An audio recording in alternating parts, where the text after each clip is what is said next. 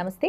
ఈరోజు మనతో పాటు ఉన్నారు real estate expert Mohan Babu గారు. సార్తో మాట్లాడదాం. సార్ నమస్కారం. నమస్తే అండి. రియల్ ఎస్టేట్ రంగంలో ఉన్న అసోసియేట్స్ ఎవరైతే ఉన్నారో అన్ని రంగాల్లో ఎప్పటికప్పుడు మార్పులు చేర్పులు జరుగుతూనే ఉంటాయి. మరి ఆ మార్పుల విషయంలో లేకపోతే ఈ స్టాంప్స్ విషయంలో కానీ వాళ్ళ నాలెడ్జ్ని ఎలా పెంచుకోవచ్చు అంటారు? సో మొదటగా ఏంటంటే అసోసియేట్స్కి ఫస్ట్ ఆఫ్ ఆల్ ఏంటంటే వాళ్ళందరూ కూడా అంటే మన యొక్క చేంజెస్ అనేది మనం అనుకరించాలి. అంటే మనం ఏంటంటే ఎప్పుడే కానీ మనం అప్డేట్ అవుతూ ఉండాలి. మన నాలెడ్జ్ అప్డేట్ అవుతున్నప్పుడు మనం దానికి సంబంధించిన ఒక నాలెడ్జ్ తీసుకోవడం వల్ల మనము కస్టమర్స్ దగ్గర కూడా ఒక కాన్ఫిడెన్స్గా మాట్లాడగలుగుతాం. అంటే ప్రజెంట్ సిచ్యువేషన్లో స్టాంప్ డ్యూటీ విషయం కావచ్చు, అదేవిధంగా లీగాలిటీ అంటే ఆ యొక్క లైక్ ఏ పరిధిలోకి వస్తుంది, మనకు హెచ్ఎండిఏ పరిధి ఎంతవరకు ఉంది, డిటీసీ పరిధి ఎంతవరకు ఉంది, సో ఉంటే కనుక దాంట్లో ఎంత స్టాంప్ డ్యూటీ మనకు తీసుకోవాలి, ఇవన్నీ ఏంటంటే మన యొక్క గవర్నమెంట్ వాల్యూ ఎంత ఉంది, మార్కెట్ వాల్యూ ఎంత ఉంది, ఈ యొక్క టర్మినాలజీతో మనకి ఏమవుతుందంటే అసోసియేట్స్ కూడా కస్టమర్ దగ్గర కాన్ఫిడెన్స్ నుంచి ఇవ్వగలుగుతారు. ఎందుకంటే వాళ్ళ కస్టమర్స్ ఏంటంటే మేము ఇక్కడ బై చేస్తాము, నెక్స్ట్ ఫర్దర్గా మా యొక్క ల్యాండ్ కాస్ట్ ఏ విధంగా పెరగబోతుంది అన్నప్పుడు దానికి ఏంటంటే సార్ సో అండ్ సో మీరు హెచ్ఎండి పరిధిలో ఉన్నారు కాబట్టి మీ యొక్క ల్యాండ్ ఈ విధంగా గ్రోనప్ అయ్యే అవకాశం ఉంది. అదేవిధంగా మీరు మీ ల్యాండ్ తీసుకున్న తర్వాత ఎంత స్టాంప్ డ్యూటీ పే చేయాలి అంటే ఫర్ ఎగ్జాంపుల్ ఇప్పుడు ఈరోజు 7.5 ఉంది, ఇంత స్టాంప్ డ్యూటీ పే చేయాలి సార్, మీ రిజిస్ట్రేషన్ అమౌంట్ ఎంత ఉంటుంది, ఇవన్నీ కూడా మన కస్టమర్ కానీ చెప్పగలిగితే కస్టమర్ ఏంటంటే ఒక కాన్ఫిడెన్స్గా ఒక ఒక ప్రాక్టికల్గా వస్తుంది. అంటే నేను ఇంత లైక్ ఇన్వెస్ట్మెంట్ చేయాలి, సో నాకు మొత్తం కలిసి ఇంత ఇన్వెస్ట్మెంట్ అవుతుంది, సో నా బడ్జెటైజ్లో ఉందా లేదా అనేది కస్టమర్కి కూడా ఒక అవగాహన వస్తుంది. సో దాని ద్వారా ఇంకొంచెం మనకు అసోసియేట్స్ పరంగా మన నాలెడ్జ్ని కూడా వాళ్ళు షేర్ చేసినప్పుడు ఏంటంటే ఓకే ఈ పర్సన్ నాకు ఒక మంచి అసెట్ ఇస్తున్నాడు, అదేవిధంగా ఒక ప్రొఫెషనల్ వేలో ఉన్నాడు, సో ఖచ్చితంగా నేను తీసుకుంటే ఏంటంటే నాకు ఎలాంటి లైక్ నాకు ప్రాబ్లం ఫ్యూచర్లో ఉండకుండా ఇతను హెల్ప్ అవుతుందనే విషయం వాళ్ళకి ఇంకా స్ట్రాంగ్గా అర్థమవుతుంది కస్టమర్స్కి. అండ్ సార్ మీరు ఒక రియల్ ఎస్టేట్ ఎక్స్పర్ట్గా మీరు ఏం బిజినెస్ చేయాలి అని అంటే ఖచ్చితంగా మీరు రియల్ ఎస్టేట్ అని చెప్తారు. ఎందుకని ఓన్లీ రియల్ ఎస్టేట్ అంటే ఏ వ్యాపారంలో అయినా ఫైనాన్షియల్ ఫ్రీడమ్ అండ్ వృద్ధి అనేది ఉంటుంది, మరి ఎందుకని పర్టికులర్గా రియల్ ఎస్టేట్ అనే అంటే మీరు ఏం చెప్తారు సార్? ఒకటండి అంటే లైక్ నేను నా ఎక్స్పీరియన్స్ ప్రకారం చూసుకుంటే కనుక నేను పర్సనల్ ఒక సర్వే చేశానండి. సో దాంట్లో తేలింది ఏంటంటే ఆ సర్వేలో నేను వెళ్ళే కస్టమర్స్ని చూస్తే కనుక ఆల్మోస్ట్ ఒక 100 మెంబర్స్ కస్టమర్స్ కలిస్తే దాంట్లో 80% అనేది రియల్ ఎస్టేట్ పీపులే మాకు సక్సెస్ఫుల్గా ఇచ్చారు. నేను ఎర్లియర్ ఉన్న బిజినెస్ ఇచ్చారు.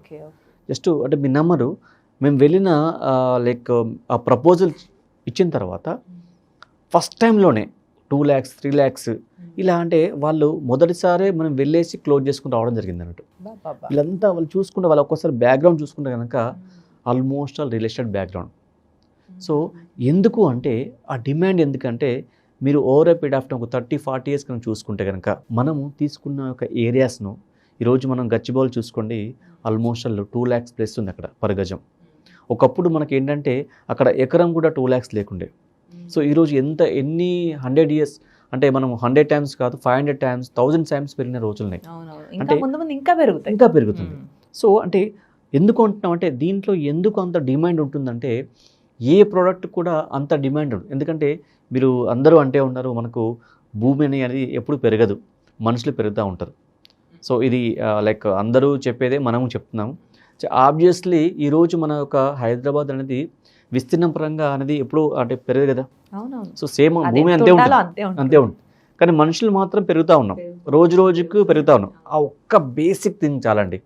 అంటే ఎందుకు డెవలప్మెంట్ పెరుగుతుంది అనే రీజన్ ఏంటంటే ఖచ్చితంగా దానికి డిమాండ్ ఎందుకు ఉంటుందంటే మనకు రాబో కాలంలో ప్రతి ఒక్కరు కూడా మన లైఫ్లో అనేది ఖచ్చితంగా ఒక అంబిషన్ ఉంటుంది, ఖచ్చితంగా ఒక ల్యాండ్ తీసుకోవాలి, ఇల్లు తీసుకోవాలి. సో ఆ ఒక్క రీజన్ చాలు మన రియల్ ఎస్టేట్ అనేది ఆ డిమాండ్ పెంచడానికి.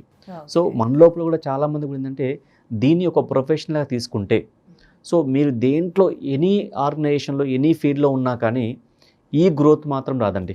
మీరు ఫర్ ఎగ్జాంపుల్ ఒక జాబ్లో ఉన్నారనుకోండి, 1 సంవత్సరం కాలం పాటు మీరు చేసే యొక్క పని కావచ్చు, అదేవిధంగా రిలేషన్ చేసిన యొక్క వర్క్ కావచ్చు, రెండు కంపేర్ చేసుకుంటే 100% మీరు 4 to 5 times ఎక్కువనే ఉంటుంది.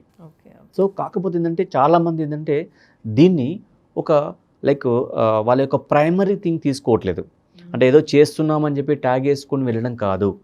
ఇప్పుడు మీరు ఒక చిన్న ఒక స్కూల్లో కావచ్చు, ఒక టీచర్ కావచ్చు, ఉదయాన్నే 8 o'clock వెళ్ళి ఆల్మోస్ట్ 6 వరకు వాళ్ళు అంటే 5 వరకు వాళ్ళు జాబ్ చేస్తూ ఉంటారు, మీరు చూస్తూ ఉంటారు. అవునవును. సో నార్మల్గా అంటే 8 అవర్స్ 10 అవర్స్ ఈవెన్ మనకున్న హైదరాబాద్ సిచ్యువేషన్లో ఈవెన్ 12 అవర్స్ కూడా చేస్తున్నాము, ఎందుకంటే ఈ ట్రాఫిక్ అవన్నీ చూసుకుంటే. సో మనకు 12 అవర్స్ ఒక వర్క్ చేస్తున్నామంటే మనకు 30,000 40,000 ఎంతో ఎర్న్ చేస్తున్నాము. బట్ అదే టైంని మీరు హాఫ్ ఆఫ్ ది అమౌంట్ మీరు స్పెండ్ చేయండి, మీరు మోర్ దెన్ 2 lakhs వస్తుంది. ఎందుకు అంటే దాన్ని మీరు అంత నమ్మట్లేదు. చాలామందికి ఉన్న ఒక ప్రాబ్లం ఏంటంటే నిజంగా రియల్ ఎస్టేట్ సంపాదిస్తామా అంటే మనకేంటంటే మన మీద మన కాన్ఫిడెన్స్ అనేది చాలా వరకు లైక్ తీసుకోరు. సో నిజంగా దీంట్లో కోట్లు వస్తాయా లక్షలు వస్తాయా అంటే 100% వస్తాయి మనం నమ్మితే. సో ఫస్ట్ మనం నమ్మడం స్టార్ట్ చేయాలి. చాలామంది ఏంటంటే ఆ చేసే వర్క్ను కూడా ఏంటంటే ఏదో ఒక ట్యాగ్ వేసుకుని నేను చేస్తున్నా అంటారు, అది కాదు. మనం ఏదైతే ఒక 8 అవర్స్ చేస్తున్నామో దీనికి ఒక 4 అవర్స్ కేటాయించండి, ఖచ్చితంగా మీరు చేసేదానికి డబుల్ అమౌంట్ వస్తుందండి. Okay okay right. Thank you so much sir. Thank you అండి.